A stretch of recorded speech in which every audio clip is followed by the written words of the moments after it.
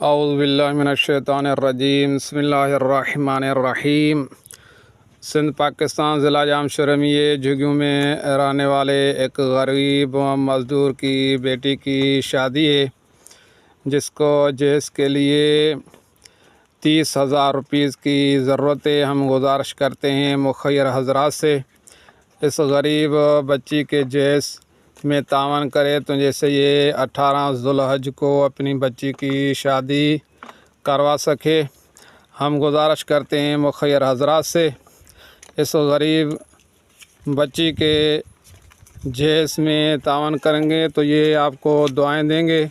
खुदावंद आलम से दुआ है अल्लाह तबारक व तआला जो मोमिन से कार खैर में हिस्सा लेंगे, अल्लाह तबारक व तआला उनकी जान माल इज़्ज़त आबरू की हिफाजत फरमाए और उनका ये दिया हुआ तोहफ़ा इस गरीब बच्ची को अपनी बारगाह में कबूल अता फरमाए। वस्सलामु अलैकुम व रहमतुल्लाहि व बरकातुहू।